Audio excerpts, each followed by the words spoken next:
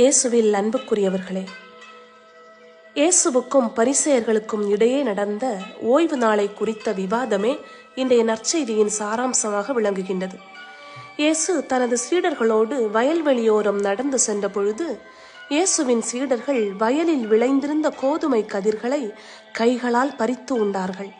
இதை பார்த்த பரிசேயர்கள், ஓய்வு நாளில் தடை செய்யப்பட்ட விஷயங்களை உமது சீடர்கள் செய்கின்றார்கள் என்று அவரிடம் வினவுகின்றார்கள்.